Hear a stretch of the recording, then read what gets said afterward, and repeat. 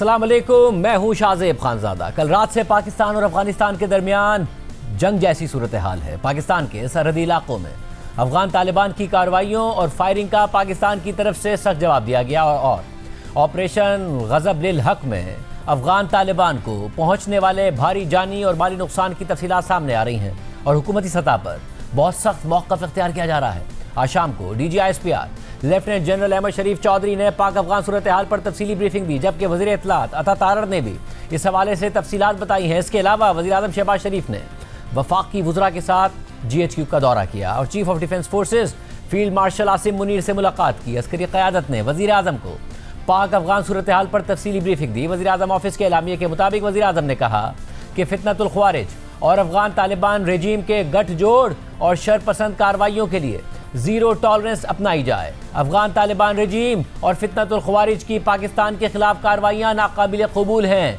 Field marshal Syed Asim Munir की क़यादत में अफवाज पाकिस्तान मुल्क की हिफाजत के लिए हरदम तैयार हैं। पाकिस्तान किसी भी जारियत के खिलाफ अपना दिफा करना बखूबी जानता है। वज़ीर आज़म ने अफगान तालिबान रेजीम के सरहदी इलाकों में हमलों को पसपा करने और भरपूर जवाबी कार्रवाई करने पर अफवाज पाकिस्तान की पेशावराना सलाहियतों की तारीफ़ की और कहा कि पूरी कौम वतन की हिफाजत के लिए अपनी अफवाज के शाना बशाना खड़ी है। अफगान तालिबान की जानिब से गुज़िश्ता रात की जारियत के अलावा आज ये इतलात भी सामने आई कि खैबर पख्तूनख्वा के कुछ इलाकों में ड्रोन से हमलों की कोशिश की गई।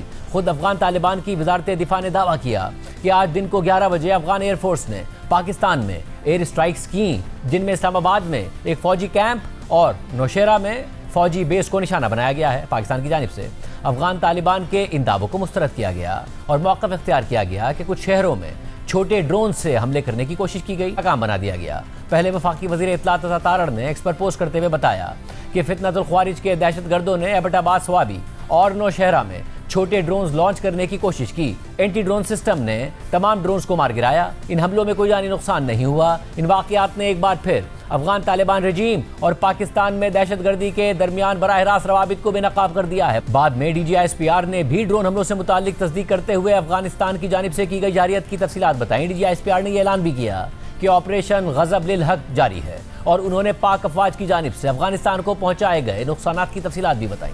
ऑपरेशन गज़ब लिल हक चल रहा है। अब तक इसमें 274 तालिबान रजीम के एहलकार और ख्वारिज जहन्नम वासिल किए जा चुके हैं। 400 से जायद जख्मी हैं। अफगान तालिबान रजीम की 73 पोस्टें मुकम्मल तबाह की जा चुकी हैं। 18 post are in our possession. 115 tanks, बख्तरबंद गाड़ियां और artillery pieces Afghan Taliban regime की फोर्सेस की तबाह की जा चुकी हैं। वो हेडक्वार्टर्स, वो दफाई तंसीबात और मकामात जो कि दहशतगर्दी को और दहशतगर्द तंजीमों को, फितना अल ख्वारिज, फितना अल हिंदुस्तान, इनको तहफ़्फ़ुज़ प्रोवाइड करते हैं, इनकी मनसूबाबंदी में उनकी मदद करते हैं, उनको चुन चुन कर निशाना बनाया गया। इन फजाई निशानों में 22 मकामात पर काबुल में, कंधार में, पख्तिया में, नंगरहार में, खोस्त में और पख्तिका में टारगेट्स लिए गए। कई मकामात पर जो बुज़दिल अफगान तालिबान रजीम की फोर्सेज हैं और जो ख्वारिज उनके साथ थे, वो ना सिर्फ भागे बल्कि उन्होंने अपनी साथियों की जो डेड बॉडीज हैं वो भी छोड़कर फरार। 274 पहली बात तो ये कि this is the number that we have the confirm number as of now. The actual number we understand is much higher. It is under the instructions of the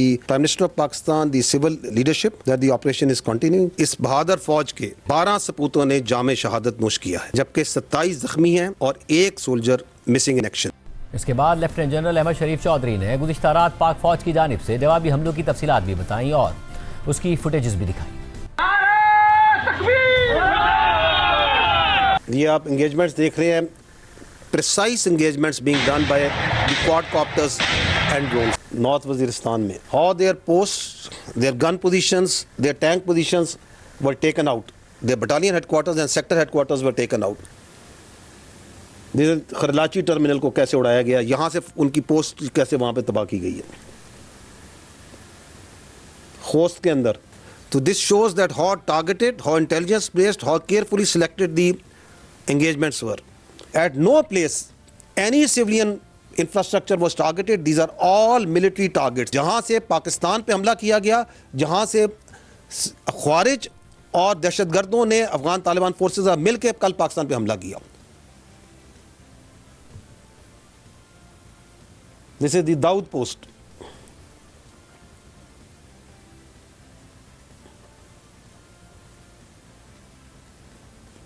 end this post is under capture, ये हमारे कब्जे में है, ये इनमें से बहुत सी post इस वक्त।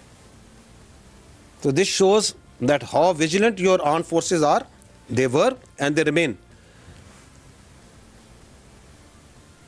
Eight multiple places. This is Paktia. DGSPR ने मुहाज पर मौजूद मुख्तलिफ सिपाहियों के जोश जज्बे और अफगान चेक पोस्ट पर पाकिस्तानी परचम लहराने की फुटेजेस भी दिखाई।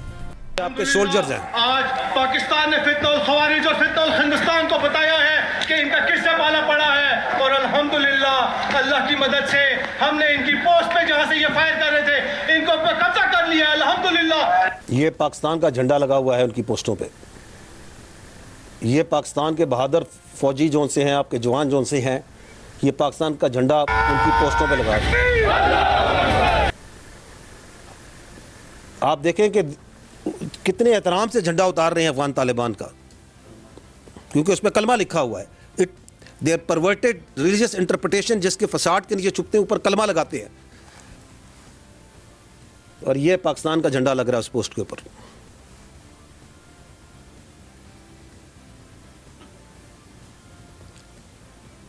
The nation is proud of these soldiers who have rendered their lives, their sweat. इसके बाद DGSPR ने पाकिस्तान की जानिब से अफगान अस्करी तंसीबात पर किए गए टारगेटेड ड्रोन हमलों की तफसीलात भी बताई। ये जो ड्रोन्स के ज़रिए, आर्म ड्रोन्स के ज़रिए टारगेट किया गया है of different post all along the पाक Afghan border.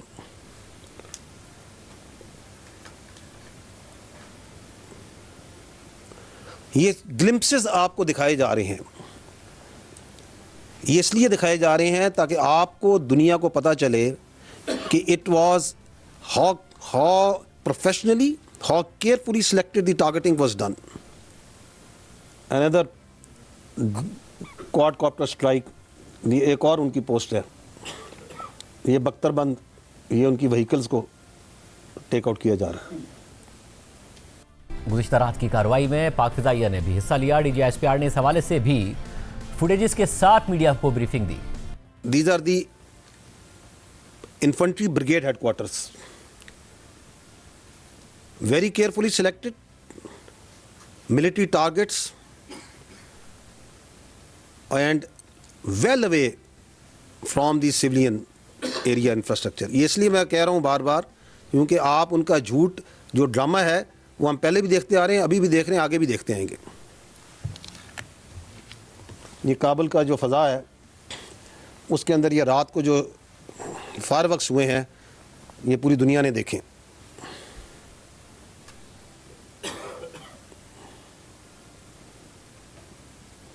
Kandahar,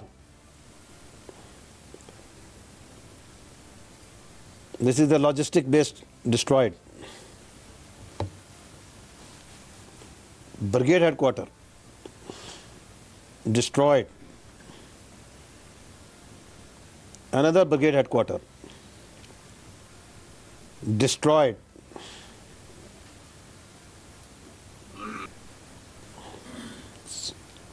So the corps headquarters, the brigade headquarters, logistic bases, ammunition depots, POL depots, and that is what has been done so far. And this is continuing. लगमान,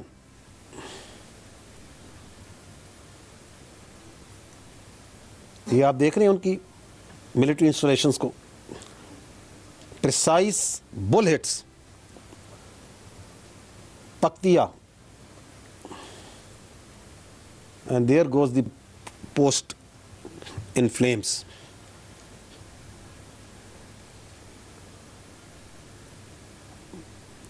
And lastly, Paktika, the corps headquarter, destroyed.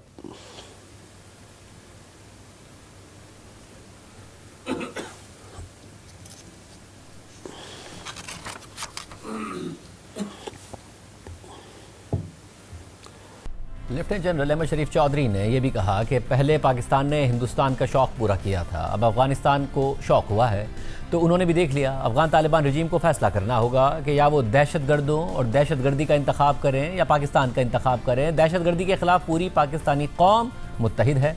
तमाम सियासी जमातें और सियासी leadership वाज़ेह है कि पाकिस्तान में दहशतगर्दी को कोई जगह नहीं दी जा सकती।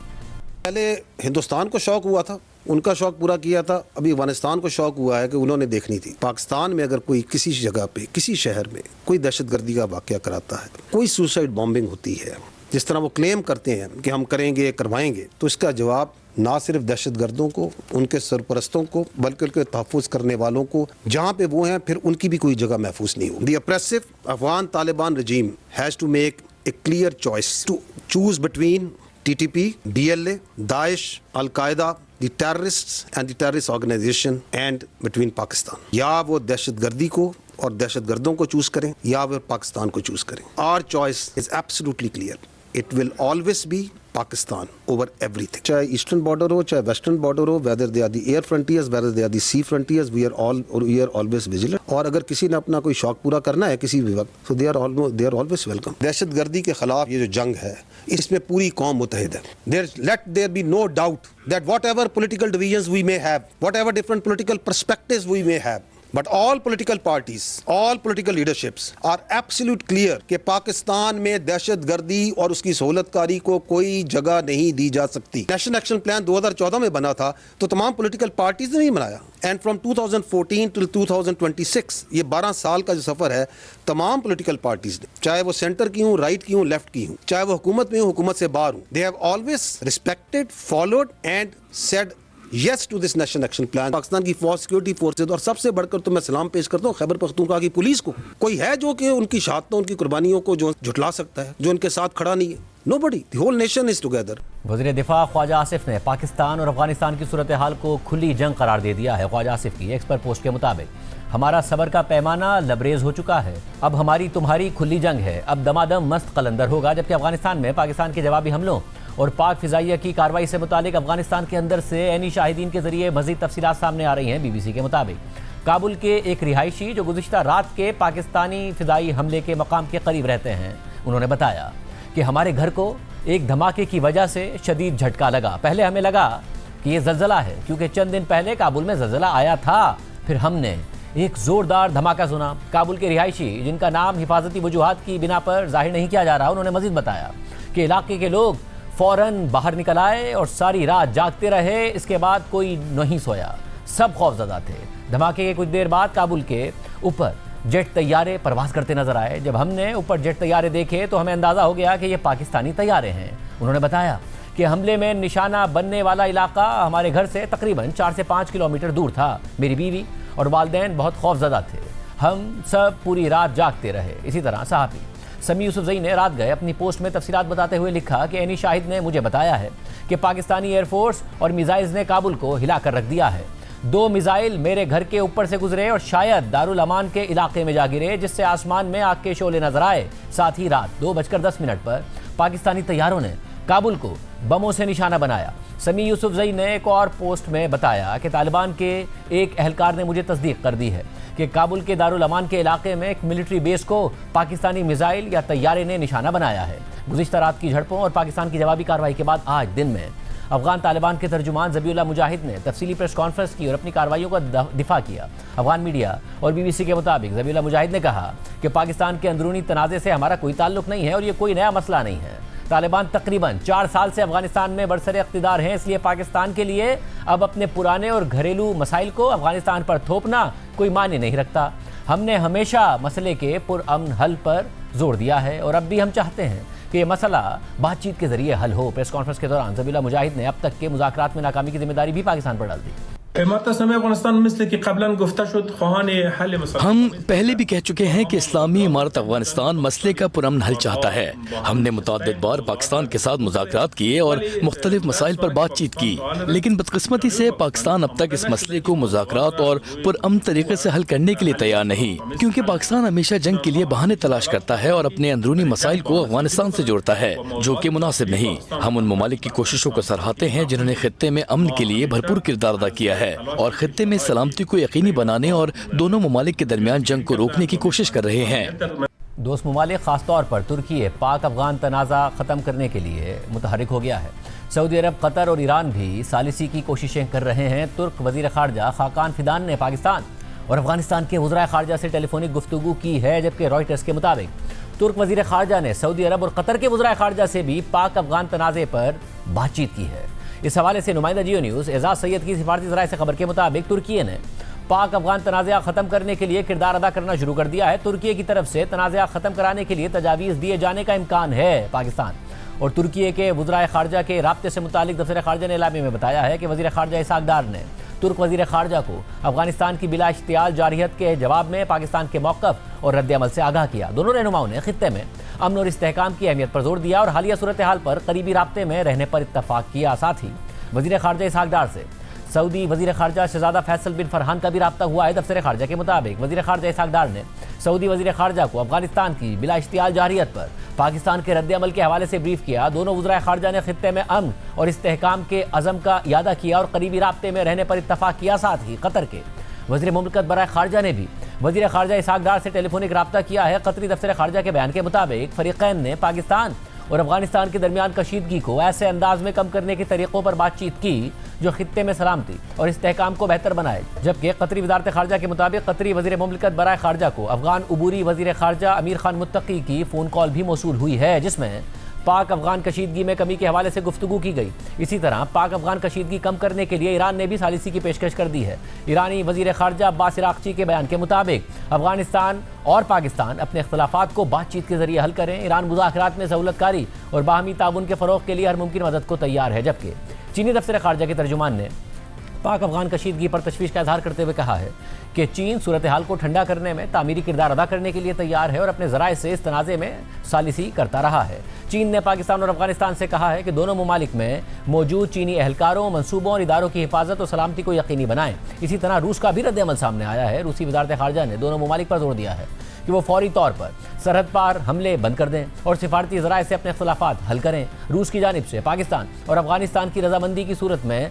सालिसी की पेशकश भी की गई है। इसके अलावा पाक अफगान तनाज़े पर रद्द अमल देते हुए अक़वाम मुत्तहिदा के सेक्रेटरी जनरल अंतोनियो गुतेरेस ने गहरी तशवीश का इजहार किया है। अपने तर्जुमान के जरिए जारी बयान में अक़वाम मुत्तहिदा के सेक्रेटरी जनरल ने जोर दिया कि बैनुल अक़वामी कानून के तहत अपनी जिम्मेदारियाँ अदा करें।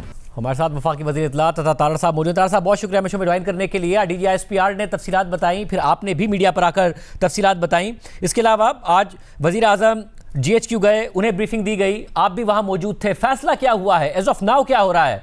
क्या अभी भी कार्रवाइयाँ जारी हैं या अब सिलसिला रुक गया है? नहीं, देखिए, कार्रवाइयाँ तो जारी हैं और आज DGISPR भी उन्होंने he made it abundantly clear, उन्होंने बड़ी वाज़ेह कर दिया कि भी कार्रवाइयाँ जारी हैं। देखिए, एक थ्रेट है जिसको न्यूट्रलाइज करना ज़रूरी है।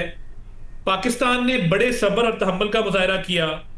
पाकिस्तान पर हमले होते रहे, दहशतगर्दी के वाक़यात होते रहे, जिसमें अफगानिस्तान का किरदार बिल्कुल वाज़ेह था, उसके सबूत मौजूद थे। इस्लामाबाद कचहरी में वाक़या हुआ, इस्लामाबाद इमाम बारगाह में वाक़या हुआ, बन्नू में वाक़या हुआ। We just lost young lieutenant colonel Gulfaraz Ahmed. तो ये तमाम तालिबान अफगानिस्तान से मिल रहे थे और फिर अफगानिस्तान ने जिस तरीके से रात के अंधेरे में हमारे बॉर्डर पे हमला किया, तो पाकिस्तान पर यह वाजिब था कि पाकिस्तान जवाबी कार्रवाई करता और पाकिस्तान ने बड़ी मौसर और बहुत भरपूर एक जवाबी कार्रवाई की है जो कि जारी है। और इसमें बड़ा ख्याल रखा गया है कि कोई सिविलियंस टारगेट ना हो और ये प्योरली मिलिट्री और टेररिस्ट के ऊपर ये स्ट्राइक्स हैं, जिसमें काबुल के ग्रीन जोन को भी टच नहीं किया गया। और आपको जिस तरह तफसीलात बताई गई कि ब्रिगेड हेडक्वार्टर से लेके, कोर हेडक्वार्टर से लेके, एम्यूनेशन डेपो से लेके उनकी मिलिट्री इंस्टॉलेशन जो हैं उनको मुकम्मल तौर पर तबाह किया गया है। तो ये अभी एक ऑनगोइंग सिचुएशन है, आगे देखते हैं कि मामला किस तरफ जाता है। तारड़ साहब, जब ऑनगोइंग सिचुएशन और आपने कहा एक थ्रेट है जिसको न्यूट्रलाइज करना है, पहले पाकिस्तान अफगानिस्तान के अंदर जो कार्रवाइयाँ कर रहा था वो टेररिस्ट जो वहाँ पर उनके ठिकाने हैं उन पर कर रहा था और यही कह रहा था। नाउ अब पाकिस्तान, जबकि अफगान तालिबान पर ये पाकिस्तान अब हमले कर रहा है इस जवाब में, जो कि उनकी तरफ से कार्रवाई की गई और पाकिस्तान की फौजी चौकियों पर कब्जे का दावा किया गया, तो ये किस हद तक इस थ्रेट को न्यूट्रलाइज करना है कि जब अब कार्रवाई ही अफगान तालिबान के खिलाफ हो रही है, काबुल में हो रही है, कंधार में हो रही है, दीगर एरियाज में हो रही है? देखिए, क्योंकि जिस तरह आपने कहा कि पाकिस्तान के बॉर्डर पे खैबर में अगर आप ऊपर चले जाए चित्राल की तरफ, हर जगह पे इन्होंने स्कर्मिशेस की कोशिश की, इन्होंने फायरिंग की कोशिश की, इन्होंने नुकसान पहुंचाने की कोशिश की, मगर इनकी इतनी सलाहियत थी नहीं। इनके पास आपको पता है कि कन्वेंशनल वॉरफेयर के अंदर बिल्कुल कोई कैपेबिलिटी अल्हम्दुलिल्लाह इनके पास मौजूद नहीं है।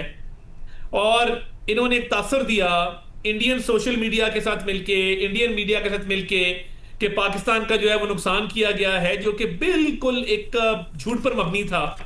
तो कल जब भरपूर जवाब गया और इनकी मिलिट्री इंस्टॉलेशंस को और इस थ्रेट को न्यूट्रलाइज करने में अफवाज पाकिस्तान ने भरपूर कार्रवाइयां की, तो अब आप देखेंगे कि वो प्रोपेगेंडा से भाग गए हैं। और आपको थोड़ी नरमी नजर आएगी कि जिस तरीके से वो बातें कर रहे हैं उसमें उनके कल के लहजे में और आज के लहजे में फर्क है। देखिए, ये नहीं हो सकता कि आप रोज रोज पाकिस्तान में दहशतगर्दी के हमले भी करवाएं, दहशतगर्दों की सहूलतकारी भी करें, दहशतगर्दों की पुष्टपनाही भी करें, उनको ट्रेनिंग भी दें, और वो पाकिस्तान के अंदर आके कार्रवाइयां करें, और फिर आप पाकिस्तान की बॉर्डर को अटैक कर दें। ये तो नहीं हो सकता।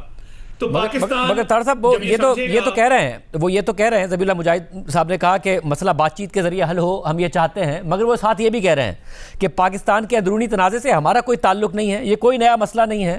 तालिबान तकरीबन 4 साल से अफगानिस्तान में आए हैं, इसलिए पाकिस्तान के लिए अब अपने पुराने और घरेलू मसाइल को अफगानिस्तान पर थोपना कोई माने नहीं रखता। वो अभी भी नहीं मान रहे कि TTP का खतरा और मसला अफगानिस्तान से ओरिजिनेट कर रहा है। हाँ शाहजेब साहब, आप देखिए ना कि आज जिस तरीके से इन्होंने पाकिस्तान के अंदर ड्रोन फायर किए, पाकिस्तान पर ही। अब ये जो ड्रोन पाकिस्तान के अंदर दहशतगर्दों ने कोशिश की, एक नाकाम कोशिश की, हमारे एयर डिफेंस सिस्टम ने उन ड्रोन्स को भी मार गिराया, कोई जानी नुकसान नहीं हुआ। मगर ये साबित करता है कि दहशतगर्दों का अफगान तालिबान रेजीम के साथ गठजोड़ है। और इसकी टाइमिंग और सिंक्रोनाइजेशन देखें तो देखिए, ये तो बिल्कुल क्लियर है कि पाकिस्तान का अंदरूनी मसला कोई नहीं है, अंदरूनी मसला अफगानिस्तान का है। मीडिया रिपोर्ट्स हैं कि उनकी मिनिस्ट्री ऑफ डिफेंस में उनके 2 ग्रोहों ने एक दूसरे पर फायरिंग की है। पाकिस्तान में तो अल्हम्दुलिल्लाह यूनिटी है। आज CM KP ने भी स्टेटमेंट दी, जिसको हम वेलकम करते हैं, मुल्क के दिफा के लिए, अफवाज पाकिस्तान के लिए सूरत हाल पर। बट ये दहशतगर्दों से गठजोड़, cross border terrorism which is an international issue, ये अफगानिस्तान का प्रॉब्लम है और इसको हम न्यूट्रलाइज कर रहे हैं, और इंशाल्लाह ताला इसमें बड़ी कामयाबी जो है हमें मिल रही है। मतलब मसला ये कि ज़ाहिर कन्वेंशनल वॉरफेयर में तो वो पाकिस्तान का नहीं मुकाबला कर सकते, उनके पास ताकत नहीं है। मगर क्योंकि ये मामला शुरू हुआ पाकिस्तान में दहशतगर्दी की कार्रवाइयों से, पाकिस्तान में फौजी अफसरान सिविलियंस की शहादत से, जिसके जवाब में पाकिस्तान ने वहाँ कार्रवाई की, उन्होंने फिर कल दरअंदाजी की और फिर पाकिस्तान ने कार्रवाई की। ये चलेगा कैसे कि वो अगर कोई टेररिस्ट अटैक होता है, पाकिस्तान इस तरीके से कार्रवाइयाँ करेगा, फिर और टेररिस्ट अटैक होगा, तो ये सीक्वेंस कहाँ जाके रुकेगा? देखिए, अभी तो क्योंकि एक ऑनगोइंग सिचुएशन है और वो मामला चल रहा है, और ये जो ऑपरेशन है गजब लिल हक, ये आगे बढ़ रहा है, तो ये तो अभी एक डेवलपिंग और एक इवॉल्विंग सिचुएशन है ना, ये तो अभी चल रही है। ये जो आप सवाल कर रहे हैं, ये तो जब ये मामला खत्म होगा तो ये उसके बाद करने वाली बात है कि अब क्या करना है उसके बाद। मैं ये समझता हूं कि क्योंकि इस दफा सुसाइड अटैक्स, टेररिस्ट अटैक्स, उसके साथ साथ इन्होंने बॉर्डर पे हमला किया, तो Pakistan was well with in its right, Pakistan हक बजानिब था कि पाकिस्तान ने एक भरपूर जवाब दिया और दे रहा है। तो जब पाकिस्तान समझेगा कि ये थ्रेट न्यूट्रलाइज हो गया है, तो उसके बाद let's see how things unfold. मगर अभी जिस तरह DG ISPR ने भी कहा कि एक ऑनगोइंग सिचुएशन है, और ये उसके बाद देखना होगा कि ये किस तरफ जो है मामला जाता है। और साहब, और ज़ाहिर सालिस पहले भी बीच में आप पड़े थे, तुर्की बीच में आया, फिर सऊदी अरब की भी इन्वॉल्वमेंट आई, अब दोबारा तुर्की ने भी बात की है दोनों तरफ, कतर ने भी बात की है दोनों तरफ, सऊदी अरब ने भी बात की है तुर्की की तरफ से। तो पाकिस्तान, अफगानिस्तान, फिर कतर, सऊदी अरब, सबसे उनका राब्ता हुआ। क्या कहा है दोस्त ममालिक ने? कोई कहा है पाकिस्तान से कि सिलसिला ख़त्म किया जाए, बात आगे बढ़ाई जाए, या पाकिस्तान ने कोई गारंटी मांगी है? क्या हुआ है? देखिए, अभी तक तो उन्होंने कंसर्न शो किया है इस सिचुएशन के ऊपर, और वो चाहते हैं कि ये रिजॉल्व हो। ऑब्वियसली उनके बयानात यही कहते हैं कि जी रिजॉल्व भी हो और ये किसी तरह मामला जो है वो ठंडा भी हो। मगर देखिए, पाकिस्तान में जब भी कोई दहशतगर्दी की कार्रवाई होती है, पाकिस्तान पर जब भी कोई हमला होता है, हर चीज के ताने बाने जो हैं वो अफगानिस्तान से मिलते हैं। और ये देखिए, मैंने जो आज खुल के बात की, शाहजेब साहब, ये एक ऐसी रजीम है जो जबर पर मबनी है, जिसने खवातीन को 13 साल की उम्र के बाद एजुकेशन का राइट बाय लॉ से ले लिया। 18 से 29 साल के दरमियान जो खवातीन है, 80% वो कोई प्रोडक्टिव एम्प्लॉयमेंट नहीं कर सकती, वो कोई काम नहीं कर सकती। पब्लिक प्लेसेस में नहीं जा सकती, फोर्स बनाई है जो उनको फिजिकली रोकेगी अगर वो बोले भी, कोई काम भी करें, और पनिशमेंट है उनके लिए, और वो सीवियर पनिशमेंट है। फिर जो परवर्जन ऑफ रिलीजन है कि इस्लाम को अपने मकसद के लिए अपनी तशरीह करना, इस्लाम का तो इन्होंने जो है वो कोर प्रिंसिपल को वायलेट किया। अब लॉ है कि एक लोअर क्लास बनाई है, जिस तरह हिंदू कास्ट सिस्टम था उसमें इन्होंने एक लो कास्ट बनाई है, एक लो क्लास कि जिसको मारा भी जा सकता है और जिसको फिजिकली सजा दी जा सकती है, मगर एलीट को सिर्फ वार्निंग इशू की जाएगी। मुझे बताइए कि जो सोसाइटी जिसको लोगों की हिमायत हासिल ना हो, जो जबर पर मबनी हो, जो इस तरह की कवानीन बनाए वहां पे, और वो बिल्कुल हर शय तहस नहस कर दे और खवातीन, बच्चों और माइनॉरिटीज को स्पेशली टारगेट करे, वैक्सीनेशन ना कराने दे, तो मैं समझता हूं कि इनका तो बिल्कुल एक मॉरल राइट ही कोई नहीं है। तो अभी तो एक ऑनगोइंग सिचुएशन है, let's see how things turn out. बहुत शुक्रिया वज़ीर इत्तलात की गुफ्तगू आपने। पाकिस्तान वाज़े कर रहा है कि सूरत हाल अभी तक ऑनगोइंग है, यानी पाकिस्तान का ऑपरेशन जारी है, पाकिस्तान की कार्रवाइयाँ जारी है। ये मामला किस हद तक आगे बढ़ सकता है, कहाँ तक जा सकता है, इस हवाले से तज़किया लेंगे एक ब्रेक के बाद। प्रोग्राम में दोबारा खुशामदीद नाज़रीन। हुकूमत पाकिस्तान वाज़े कर रही है कि इस वक्त ये ऑपरेशन ऑन गोइंग है और अब इतलात आ रही हैं कि एक दफ़ा फिर झड़पें हो रही हैं अफगानिस्तान और पाकिस्तान के दरमियान सरहदी इलाकों पर। हमारे साथ इन्फॉर्म साफ़ी मौजूद है, इफ्तिखार फिरदौस साहब। इफ्तिखार फिरदौस साहब, बहुत शुक्रिया हमें शो में ज्वाइन करने के लिए। इफ्तिखार फिरदौस साहब, अब हुकूमत की तरफ से भी और DGISPR की तरफ से भी कहा गया कि ऑपरेशन जारी है, रुका नहीं है, और हुकूमत कह रही है कि जब तक खतरा न्यूट्रलाइज नहीं हो जाता तब तक ये ऑपरेशन जारी रहेगा। अब पहले कार्रवाई होती थी जो TTP के हाइड आउट से वहाँ, उनके खिलाफ, अब कार्रवाई हो रही है अफगान तालिबान के खिलाफ। ये मामला आपको कहीं जाके रुकता नजर आता है? क्योंकि आज भी ज़बीहुल्लाह मुजाहिद ने कहा कि हमारा मसला नहीं है, TTP का मसला हमारा मसला नहीं है, पाकिस्तान का अपना मसला है। अनफॉर्चुनेटली शाहजेब, अभी तक जितनी भी गुफ्तगू हुई है और कुछ का जिक्र आपने किया, सम पब्लिक रिकॉर्ड है और कुछ पब्लिक रिकॉर्ड का हिस्सा नहीं है, लेकिन जो बातचीत का आज शाम तक, अफ्तारी तक जो एक पॉइंट ऑफ कांटेक्ट निकला था, उसके अंदर बात इस पे पहुंची है कि पाकिस्तान ने 5 पॉइंट्स जो है वो आगे रखे हैं, और ये 5 पॉइंट्स वही हैं जहां से तुर्की के अंदर जो है वो बात टूट गई थी, जो डिप्लोमेटिक एफर्ट्स थे, क्योंकि उनके अंदर वो सारी चीज़ें हैं जो अफ़गान तालिबान ने करनी थी और कुछ चीज़ें पाकिस्तान और जो है अफ़गानिस्तान उन्होंने मिलकर जो है वो करने थे। उसके बाद से जो है जो ज़बीहुल्लाह साहब का जो है जो बयान आया, उसमें बहुत क्लियर था कि वो कुछ करने वाले हैं नहीं। आज तकरीबन अफ्तारी के बाद से 10 मिनट तक कुछ जो है बॉर्डर के ऊपर स्कर्मिशेस जो है वो शुरू हो गए, और अब से कुछ देर पहले अफगान ऑफिशियल्स ने जो उनके गवर्नर्स हैं उन सूबों के जो बाउंड्री एरिया से बिल्कुल करीब हैं, उन्होंने बाकायदा तौर पर जो है वो ऐलान कर दिया है कि उन्होंने जो पाकिस्तान ने स्ट्राइक्स की है उसकी वजह से उन्होंने एक और रिटेलिएशन जो है वो शुरू कर दी। इस वक्त पे जब हम बात कर भी रहे हैं तो 3 ऐसे एरियाज़ हैं जो पाकिस्तान के बॉर्डर के ऊपर हैं, खोस्त, नंगरहार और पक्तिया, जहां पर इस टाइम पर एक घुमसान की लड़ाई जो है वो शुरू है और कंटिन्यूस जो है वो क्रॉस फायर हो रहा है। इससे अलावा जो है वो पाकिस्तानी ऑफिशियल्स ने कहा कि हमने आज शाम के टाइम पर जो उनका एरिया है बमियान, वहाँ पर जो है हमने एरियल जो है वो बॉम्बिंग की और तालिबान के एसेट्स को जो है वो डिस्ट्रॉय किया है। अब लग़मान एक ऐसा एरिया है जो इससे पहले इस कॉन्वर्सेशन का हिस्सा जो है वो नहीं था, तो जो DGISPR की बात थी कि ऑपरेशन रुका नहीं और तब तक नहीं होगा जब तक इसका जो है अपने हैंड्स तक जो है वो नहीं जाता, तो उसमें बहुत क्लैरिटी है कि मुझे तो मज़ीद एस्केलेशन ही इस टाइम पर नज़र आ रही है, क्योंकि कहीं से कोई झुकाव नज़र नहीं आ रहा। बाकी रहा जो डिप्लोमेटिक ऑप्शन है जिसका आपने जिक्र किया, ये सारे वही डिप्लोमैट्स हैं और सारे वही ममालिक हैं जो एक दफ़ा इस पूरे प्रोसेस को जो है वो एग्जॉस्ट कर चुके हैं। अब जब वो टेबल पे बात करना चाहते हैं तो वही बातें जो है वो रिपीट हो रही है और उसका कोई सोल्यूशन नहीं है, तो उनके पास भी बात आगे बढ़ाने के लिए जो है कोई चीज़ है नहीं। लिहाजा बात इसी पर आके रुकेगी कि जब तक अफगान तालिबान उन 5 पॉइंट्स के ऊपर जो है वो अमल नहीं करेंगे, लगता नहीं है कि ये काउंटर टेररिज्म ऑपरेशन जो अब अफगानिस्तान की तरफ पाकिस्तान ले गए रुकेगा। इस वक्त हुकूमत है अफगान तालिबान की अफगानिस्तान में, वो हासिल क्या कर सकते हैं इस बात से कि पाकिस्तान के साथ उनके ताल्लुकात ख़राब हों?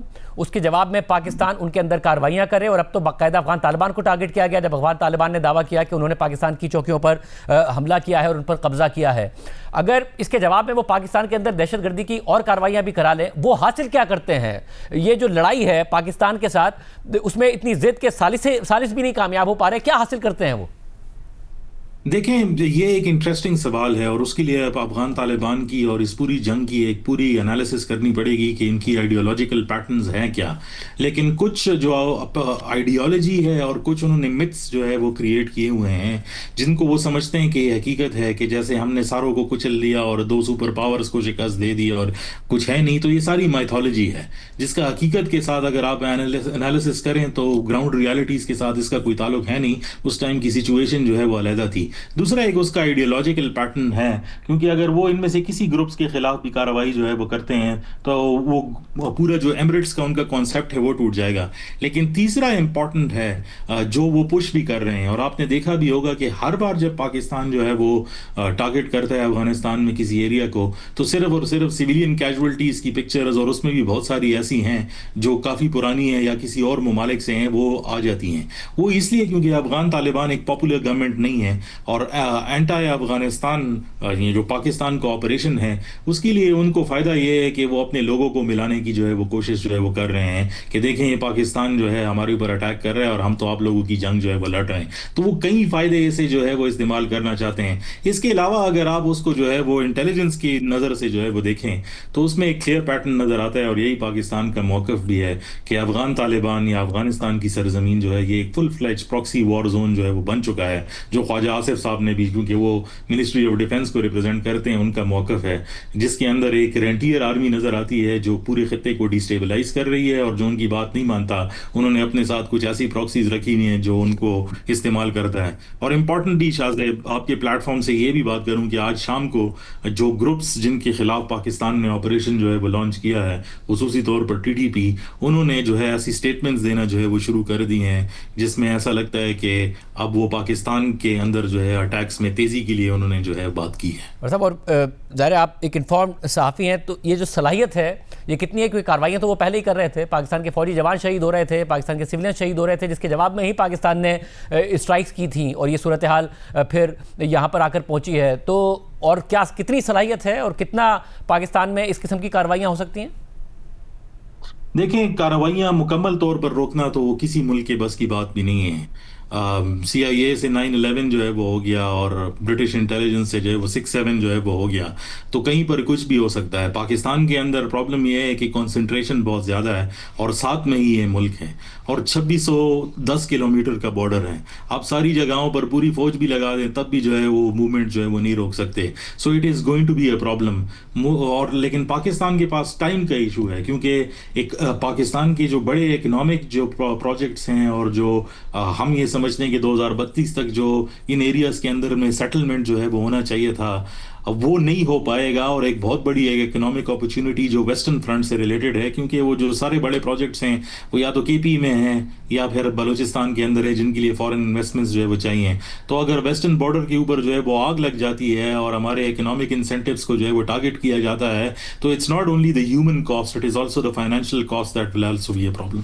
बहुत शुक्रिया आपने सुना। प्रोग्राम में ब्रेक शामिल करते हैं, प्रोग्राम खबर की तफसीलात आपके सामने रखी।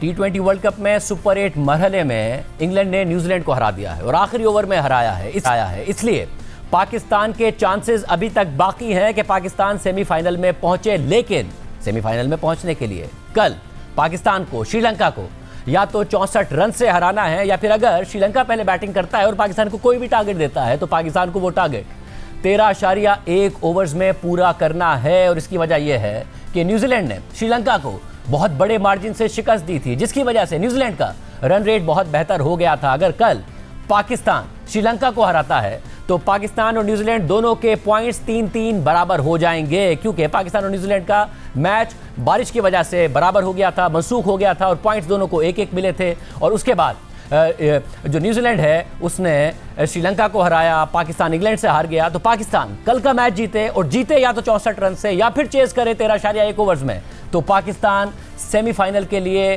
क्वालिफाई कर सकता है। वरना अगर कल पाकिस्तान मैच जीत भी गया, श्रीलंका को पाकिस्तान ने हरा भी दिया, मगर मतलूबा टारगेट इन ओवर्स में ना मुकम्मल किया 13.1 ओवर्स में, या फिर 64 रन से ना शिकस्त दी, तो पाकिस्तान सेमीफाइनल में नहीं पहुंच सकेगा। इस ग्रुप से इंग्लैंड और न्यूजीलैंड सेमीफाइनल में पहुंच जाएंगे। यानी इतनी बुरी कारकर्दगी के बाद भी, इतनी बुरी कप्तानी के बाद भी, इतनी बुरी टीम सिलेक्शन के बाद भी पाकिस्तान का सेमीफाइनल में पहुंचने का इम्कान मौजूद है, मगर इम्कान उसी सूरत में है कि पाकिस्तान मैच जीते भी और बड़े मार्जिन से जीते, वरना पाकिस्तान बाहर हो जाएगा। प्रोग्राम में आगे बढ़ते हैं। जुमेरात को अपोजिशन इत्तेहाद तहरीक तहफ़्फ़ुज़ आईन पाकिस्तान का इजलास हुआ, जिसमें हुकूमत से मुज़ाकरात का फैसला किया गया और अब खबर सामने आई है कि हुकूमत और अपोजिशन में पहला राब्ता हो गया है। नुमाइंदा जियो न्यूज़ हैदर शराजी की ज़राए से खबर के मुताबिक हुकूमत से मुज़ाकरात के लिए अपोजिशन इत्तेहाद की मुशावरत के बाद पहला राब्ता हुआ है। अपोजिशन लीडर महमूद खान अचकज़ई और वज़ीर आज़म के मुशीर बराए सियासी उमूर सेनेटर राना सनाउल्लाह की पार्लियामेंट हाउस में मुलाकात हुई है। ज़राए के मुताबिक मुलाकात में मुल्क की सियासी सूरत हाल पर बातचीत हुई और वज़ीर आज़म की अपोजिशन लीडर से मुलाकात के एजेंडे पर भी मुशावरत हुई है। इसके अलावा इमरान खान की सेहत और हुकूमती मुज़ाकराती अमल से मुताल्लिक भी गुफ्तगू हुई है। अपोजिशन लीडर महमूद खान अचकज़ई से जब पार्लियामेंट के बाहर सवाल हुआ कि राना सनाउल्लाह ने आपके बयान का मस्बत जवाब दिया है और कहा है कि मुज़ाकरात के लिए तैयार हैं, तो महमूद खान अचकज़ई ने जवाब दिया कि राना सना जिंदाबाद। राना सनाउल्लाह ने आपके बयान का बड़ा मुस्बत जवाब दिया। राना सनाउल्लाह ने कहा मुज़ाकरात के लिए तैयार हैं, आपके जवाब पे। दूसरी तरफ तहरीक इंसाफ के चेयरमैन बैरिस्टर गौहर खान की chief justice of Pakistan justice Yahya Afridi से मुलाकात हुई है। बैरिस्टर गौहर खान ने मीडिया से बात करते हुए मुलाकात की तस्दीक की और बताया कि इमरान खान के केसेस और सेहत के सिलसिले में मुलाकात हुई है। हमने दरख्वास्त की है कि ये एक सीरियस मसला है, इस पर ऑर्डर करें।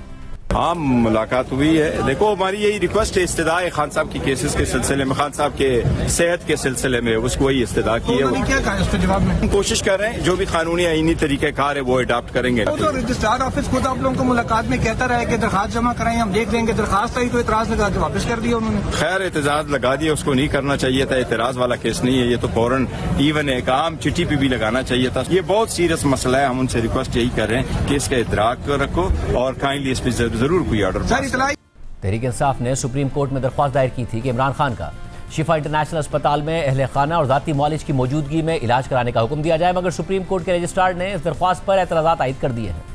रजिस्ट्रार ऑफिस ने दरख्वास्त पर 2 एतराज़ात आयद किए हैं। रजिस्ट्रार ऑफिस के मुताबिक सुप्रीम कोर्ट फौजदारी मुकदमे में 12 फरवरी को हुक्म जारी कर चुकी है। दरख्वास्त गुजार मुतल्लिका फोरम यानी हाई कोर्ट से रुजू करें। दरख्वास्त एडवोकेट ऑन रिकॉर्ड के बगैर दाखिल की गई। रजिस्ट्रार ऑफिस के मुताबिक दरख्वास्त सुप्रीम कोर्ट रूल्स 2025 के रूल 5 ऑर्डर 7 के तहत काबिल समात नहीं, दरख्वास्त वापस की जाती है। आज इमरान खान के वकील लतीफ़ खोसा और Naeem Haider Panchota chief justice justice Yahya Afridi की अदालत में पेश हुए और इमरान खान को अस्पताल मुंतकिल करने की दरख्वास्त मुकर्रर करने की इस्तदा की। नुमाइंदा जियो न्यूज़ अब्दुल क़य्यूम सिद्दीकी की खबर के मुताबिक इमरान खान के वकील लतीफ़ खोसा ने कहा कि हमारी दरख्वास्त मुकर्रर कर दें। चीफ जस्टिस याह्या अफरीदी ने रिमार्क्स दिए कि आपकी दरख्वास्त एतराज़ात के साथ कल वापस की जा चुकी है। दरख्वास्तें ता हुक्म सानी ज़ेर इल्तवा रहेंगी। ऐसी कोई दरख्वास्त ज़ेर इल्तवा नहीं जिस पर कार्रवाई की जा सके। लतीफ़ खोसा ने कहा कि हमने कल जल्द समाअत की दरख्वास्त दी थी। अदालत ने इमरान खान के इलाज का हुक्म दिया था, जिस पर चीफ जस्टिस ऑफ पाकिस्तान ने कहा कि अदालत ने हुक्म नहीं जारी किया था, बल्कि हुकूमत ने यकीन दहानी कराई थी। आप अदालत का फैसला दोबारा पढ़ लें। सेहत का इशू ज़ेर इल्तवा नहीं। इमरान खान के वकील लतीफ़ खोसा ने कहा कि सियासी या कानूनी नहीं बल्कि इंसानी बुनियादों पर अस्पताल मुंतकली की इस्तदा है। इस पर चीफ जस्टिस ने रिमार्क दिए कि इंसानी बुनियादों पर ही मेडिकल चेकअप करवाया गया था। लतीफ़ खोसा ने कहा कि मेरी बात समझने की कोशिश करें। जस्टिस शाहिद बिलाल हसन ने लतीफ़ खोसा को मुखातिब करते हुए कहा कि आपको 1992 से जानता हूँ, आप क्या बोल रहे हैं और किस चैनल से बोल रहे हैं सब समझ रहा हूँ। Chief justice justice Yahya Afridi ने कहा कि खोसा साहब आप सीनियर वकील हैं, सुप्रीम कोर्ट का तरीक़ाकार जानते होंगे। रजिस्ट्रार से मुलाकात करें, अगर वो एतराज़ात की कॉपी ना दें तो आप अदालत आ सकते हैं। लतीफ़ खोसा ने कहा कि कल ऑर्डर हुआ है तो हमें अभी तक किसी ने आगाह क्यों नहीं किया। प्रोग्राम में आगे बढ़ते हैं। ईरान पर अमेरिका के मुमकिन हमले और खित्ते में एक बड़ी जंग के खतरे के साए में जेनेवा में ईरान और अमेरिका के दरमियान मुज़ाकरात का एक और दौर पेशरफ्त के दावों के साथ ख़त्म हो गया है। ताहम अभी तक ये वाज़ेह नहीं हो सका है कि दोनों ममालिक जंग से बचने के लिए किसी मुआहदे तक पहुँच पाएंगे या नहीं। कल जेनेवा में ओमान के सिफारत खाने में ईरानी और अमरीकी वफूद के दरमियान 2 इजलासों पर मुश्तमिल कई घंटों तक बातचीत हुई। तीसरे दौर के मुज़ाकरात के इख्तिताम के बाद सालिस मुल्क ओमान के वजीर खारजा सैयद बदर बिन हमद ने एक्स पर पोस्ट करते हुए लिखा कि हमने आज का दिन अमेरिका और ईरान के दरमियान मुज़ाकरात में अहम पेशरफ्त के बाद मुकम्मल कर लिया है। अपनी अपनी हुकूमतों से मशवरे के बाद जल्द मुज़ाकरात दोबारा शुरू होंगे और अगले हफ्ते तकनीकी सतह पर बातचीत वियना में होगी। इससे पहले मुज़ाकरात में ईरानी वफ्द की क़यादत करने वाले ईरानी वज़ीर ख़ारजा अब्बास इराक़ची ने भी कहा था कि मज़ीद तकनीकी मुज़ाकरात अगले हफ्ते होंगे और मुज़ाकरात में पेशरफ्त अच्छी रही है और मुमकिना मुआहदे के निकात पर निहायत संजीदगी से बातचीत हुई है और कुछ उमूर पर हम किसी समझौते के बहुत करीब पहुँच गए हैं। मुज़ाकरात के इन तवील और इंतहाई संजीदा घंटों के दौरान हमने अच्छी पेशरफ्त की और मुमकिन मुआहदे के नुकात पर निहायत संजीदगी से बातचीत की, चाहे वो जौहरी मामला हो या पाबंदियों का मसला। कुछ उमूर पर हम अब किसी समझौते के बहुत करीब पहुँच गए हैं, ताहम कुछ दीगर मामलात पर अब भी हमारे दरमियान इख्तिलाफ राय मौजूद है। मुज़ाकरात में ये भी तय पाया है कि बहुत जल्द, शायद एक हफ्ते से भी कम वक्त में, मुज़ाकरात का अगला दौर मुनक्किद किया जाएगा। ओमान और ईरान के हुक्काम का कहना है कि मुज़ाकरात में अच्छी पेशरफ्त हुई है, लेकिन कई घंटों के मुज़ाकरात के बावजूद किसी मुआहदे के लिए कोई बड़ा ब्रेक थ्रू सामने नहीं आया है, जिसके लिए अमरीकी सदर ट्रंप ने 19 फरवरी को ईरान को 10 से 15 दिन की मोहलत दी थी। ऐसे में ओमानी वज़ीर ख़ारजा के मुताबिक दोनों फरीक अपनी अपनी हुकूमतों से मुशावरत के बाद जल्द दोबारा मुज़ाकरात शुरू करेंगे और अगले हफ्ते वियना में तकनीकी सतह की बातचीत भी होगी। सारी सूरत हाल में अक्सर तजियाकार कल जेनीवा में होने वाले मुज़ाकरात को सदर ट्रंप की जानिब से सिफारतकारी को दिया जाने वाला आखिरी मौका करार दे रहे थे, लेकिन ये मुज़ाकरात बगैर किसी मुआहदे के ख़त्म हो गए, जिससे खित्ते में कशीदगी बदस्तूर बरकरार है। जबकि अमरीकी फिलहाल मुज़ाकरात के हवाले से कोई बाज़ाब्ता बयान नहीं दिया है। ताहम अमरीकी न्यूज़ वेबसाइट एक्सियोस के मुताबिक एक आला अमरीकी ओहदेदार का कहना है कि मुज़ाकरात मस्बत थे, लेकिन उन्होंने फौरी तौर पर कोई तफसीलात फराहम नहीं की। ये मुज़ाकरात इसलिए अहम है क्योंकि ट्रंप इंतज़ामिया में बहुत से लोगों के नज़दीक ये मुलाकात सिफारतकारी का आखिरी मौका समझी जा रही थी। इससे पहले कि सदर ट्रंप ये फैसला करें कि जंग शुरू करनी है या नहीं, दिलचस्प बात यह है कि ट्रंप के नुमाइंदों स्टीव विटकॉफ और जेरड कुशनर और ईरानी वज़ीर ख़ारजा अब्बास इराक़ची के दरमियान बातचीत कई घंटों तक जारी रही और यह बातचीत सुबह और शाम के 2 सेशंस पर मुश्तमिल थी। एक जरिए के मुताबिक सुबह के सेशन में ईरान के मौक़िफ़ पर अमरीकी वफ़द मायूस था। सुबह के पहले सेशन के बाद दोनों फरीक़ों ने वक्फा लिया, जिसके बाद स्टीव विटकॉफ और जेरड कुशनर ने यूक्रेनी हुकाम से मुलाकात की और फिर शाम में मुज़ाकरात दोबारा शुरू हुए। आम बात यह है कि वक्फे के दौरान एक ईरानी ओहदेदार ने मीडिया को बताया कि ईरान ने मुस्तकिल तौर पर यूरेनियम अफजोदगी तर्क करने, अपनी जौहरी तनसीबात ख़त्म करने और यूरेनियम का ज़ख़ीरा मुल्क से बाहर मुंतकिल करने की तजवीज़ मुस्तरद कर दी है।